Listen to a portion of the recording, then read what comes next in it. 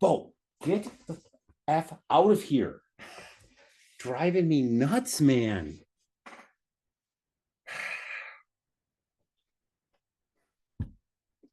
Go away.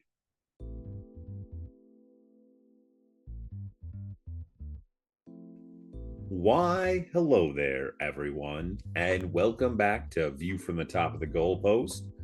And these are my week 2 top hot takes. And you might be wondering why my hair is shorter than it is in the next video you will see. And that's because I had to re-record this because somehow the file got corrupted. So this is take 2, and I got a haircut. All right. Number one. Yeah, number one that I am really impressed with this season is the fact that the rookie wide receivers and tight ends that got drafted are absolutely killing it through 2 weeks of this NFL season. The top guys, we have Malik. He has 193 yards and a touchdown. Brock Bowers, tight end out of Las Vegas, has 156 yards. Thomas for Jacksonville has 141 yards and a touchdown. Marvin Harrison, yeah, he had a terrible game 1, but game 2, he balled out for 130 yards and 2 TDs. You have the guys like Xavier Worthy, who have multiple touchdowns, and you have Polk for the New England Patriots, who's also scored a touchdown. These rookie wide receivers and tight ends are just absolutely lighting it up so far with yards, touchdowns, and the impact they are making on the game. And it's just crazy how it used to be that receivers took at least a couple years to blow up. Nowadays, it's basically expected that you better be doing it year 1. And all of these guys are showing why they were picked so highly, unlike the rookie quarterbacks that are going on this year. But that's a story for a different time. Number 2, step forward. Yeah, number 2, the refs still suck. Gosh, every year, I know it's probably just foolish that I think it's going to get any better, because it's never going to unless they actually fully address it. And I just don't think that they're going to or care enough. But yeah, the NFL referees are absolutely god-awful still this year. We had 413 penalties called already this NFL season, and we have only had 6 offensive pass interferences. And you can't tell me, folks, that we have not had more than 6 OPIs in these first 2 weeks of the NFL action. I mean, just in week 2, there was 3 games that came down to the referees' flags, and all 3 of the defensive pass interferences they called in the New England-Seattle game, in the Kansas City-Cincinnati game, and in then they didn't call it in the Atlanta-Philly game, which could have cost Atlanta the game. It didn't, but these refs, when either throwing their flags or holding their whistles in their pockets, there is just no semblance of a standard.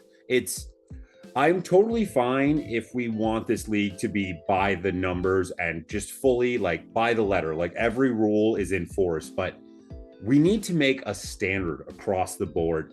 It doesn't make any sense when there are 413 penalties called in this league, and the team with the least amount of penalties is the Las Vegas Raiders. They've only had 5 penalties called on them this entire year, and Cleveland has had 24. Okay, don't get me wrong. I'm not saying that coaching doesn't come into play here, but you can't tell me that there haven't been more than 5 penalties on the Las Vegas Raiders. And the fact that 24 penalties have been called on the Cleveland Browns already in the first 2 weeks is out of control. Jerk. It's cool to run the ball again. Folks, man, like it's the death of the NFL running back has been on the lips of every prognosticator for, I don't know, the past decade at this point, because every year it just seems more and more like the passing game, the receivers, that everything is more important than running backs. Well, folks, Welcome to 2024 when the running back is reborn. We have 5 guys already with over 200 yards of rushing offense this year through 2 weeks. J.K. Dobbins already has 266 yards of rushing offense. We have 12 guys with over 150 yards of rushing offense this year. And Cook for the Buffalo Bills and Pollard for the Tennessee Titans just barely missing it with 149 and 144.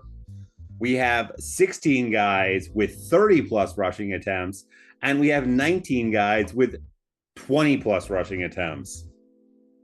Folks, it's cool to run the ball again. I know that some of these rushing attempts are from the quarterbacks themselves, but with the way the defenses are playing this year, especially everyone doesn't want to give up that big play.